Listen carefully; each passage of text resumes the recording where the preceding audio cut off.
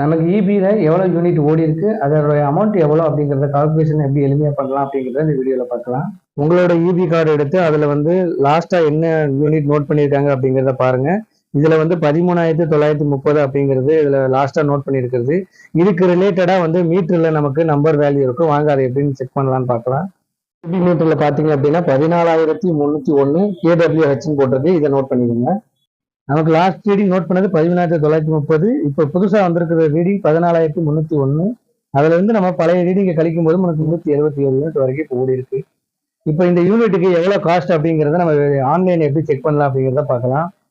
பிஎன்இபி bill calculator அப்படின்னு சொல்லி நெட்டில் போட்டிங்கன்னா வரும். உங்களுக்கு இந்த மாதிரி ஒரு கால்குலேட்டர் ஓப்பன் ஆகும்.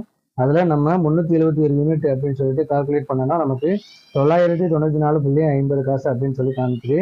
அப்படி ஸ்க்ரோல் பண்ணி கீழே பார்த்தீங்க அப்படின்னா கன்சியூம்டு யூனிட் அப்படின்னு சொல்லிட்டு உங்களுக்கு யூனிட்டுக்கு எவ்வளோ சார்ஜ் பண்ணியிருக்காங்க அப்படிங்கிறதையும் நீங்கள் பார்த்துக்கலாம்.